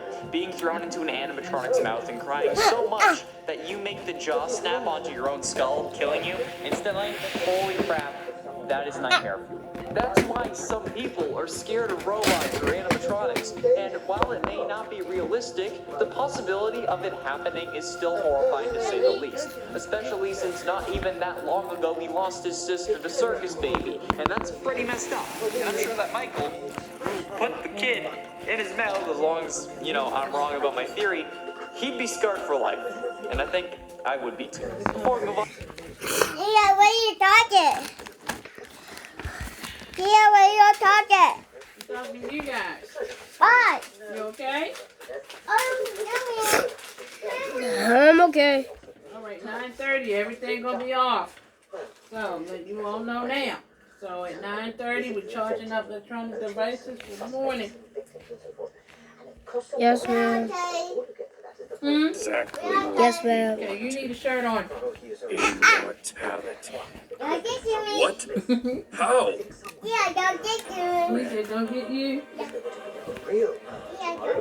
The twisted turns. Yeah, go get me. Get away from that. Me a more higher place. A friend, huh? Those seem hard to come by these days. Well then, friend, mind telling me your name? Of course. My name is Don't anyone see you on that camera? No, nobody can see me on the camera. You can see that. They're gonna see them. That's not really. That's what view me hard, I think. The shadows told me we all have the same goal we are trying to Come on. Shadows? Same goal? What are you talking about? It's a long story, but I'll make it short. I fear we don't have long before the time finds us. I'm sure you're already aware that your boss, Mr. Dave, is actually William Afton. Yeah, and he's a psychotic killer who murders innocent children. Correct. But do you know why he kills? He's a monster. Pure evil. What other reason is there? That's true. He is a monster. But there is another reason. One that's far more sinister. Oh, I see the why because we don't have more. Swear to God, why? He started killing the grief from the death of his younger son. But then, an idea was triggered.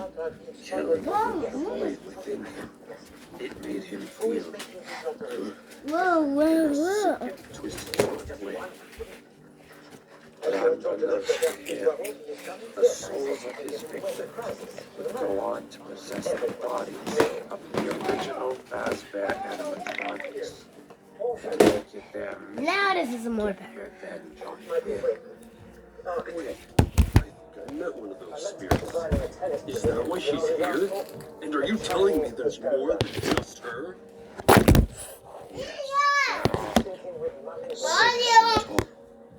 And they won't rest until they kill William Afton. But he knows this. And he knows There's not enough outer space to this. Yeah. Hi. Alright, let's get a more full crowd. He started doing research and discovered a substance he calls remnant. Pieces of the animatronic endoskeleton. He You got an onion? You did? You got money. Not a onion money. Your money. Yeah, money. Money onions. Oh, money. Yeah, money onions. So he created designs for a machine that can absorb remnant and turn the person inside of it immortal. But in order to do that, he would need a lot of remnant, and he knew just where to find it. He returned to the pizzeria and destroyed each animatronic one by one in order to collect the remnant from their endoskeleton. Oh, now could everybody Power see me? his machine. Jesus. However, doing so released the souls of the children. Well, he could have just gone out of Foxy's right eye Attack him. on his left. Captain was terrified and ran to the screen. Hi guys, it's me. Nobody wants to see you naked. Okay, I thought you said no one can see. Yeah, I had 3. Huh? I had 3. You have 3 what? Wait, I had 3 boxes so everybody can see. But actually, I don't want anyone to see. I thought you said, with that being the case, no one can see you. the spring locks went off and dug deep into his body. 3 boxes so everybody can see me. Nobody can see me. In fact, it gave him exactly what he wanted. And while you have that point, can anybody see you? What? How? How did that grant him immortality? Okay, you need to put a shirt on. My guess is since the children possessed the animatronics after being stuck. First. Then you can share. Put that shirt on. Same logic was applied to him since his body is Why not? inside the spring bodies. Come here. So the Put the machine shirt on. in his lab is the same one you told I'm gonna help you, all right? And you don't say that to me. Why is he building it? Okay? He obviously doesn't need You're it. welcome. Do Why not say those words to me. Do you understand me? Because if his you body do, is I'm gonna pop you in rotting, your mouth. decaying, Then don't say it. becoming unusable. When he merged with the I suit, know, but it's it on added backwards. extra support for him to live. But the suit is worn out and unsustainable. It can no longer provide the support needed to keep him an immortal Put being. your shirt down. And so his body is Thank you. giving Goodbye. out. Goodbye. You're sure of this? I've witnessed it. On the When couch. he was here recreating the Funtime animatronics, he went into a coffee pit and spat up tons of blood. Oh crap. I don't know what you did. I'm that's why we broke. Nobody can. Actually, I can't see it. Where you got them? 15 minutes. 15 minutes. Ooh, sorry. Call me back.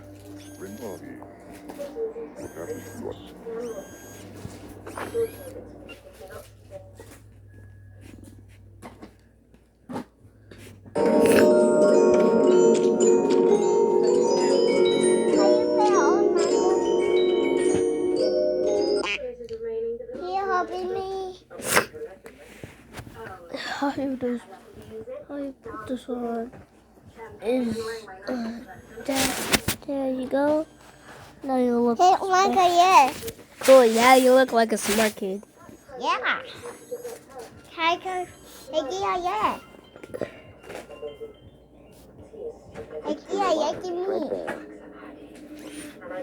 What's my creator? You know, no, I can't.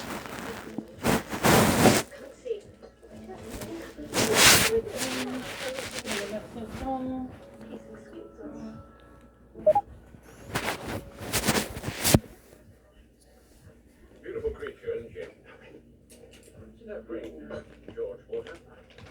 When he spotted she's away with the ferret, couldn't say. Today he's hardly an intellectual himself. The George is inside the Star Center. Yes. All his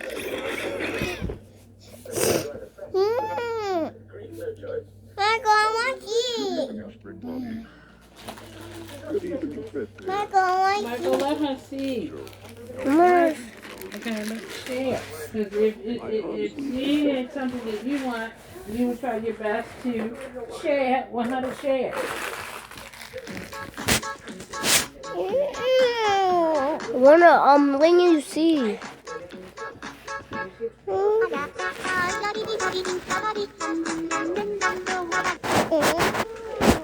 I'm letting you see.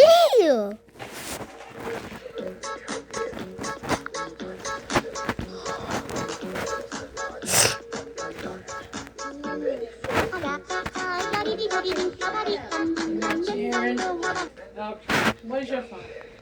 We'll cut this light off. 1 out of 2. Not bad. Can't complain. No, you're rude. No, you. Did you out of here? Here's your feel-good story for the day, theorists. In 1978, Richard Montañez began working as a janitor at Frito-Lay. One day, a machine in the plant malfunctioned and stopped adding cheese dust to the Cheetos. Fun fact, by the way, the company's official term for Cheetos dust is Michael's Cheetle. not sharing? I digress. I am.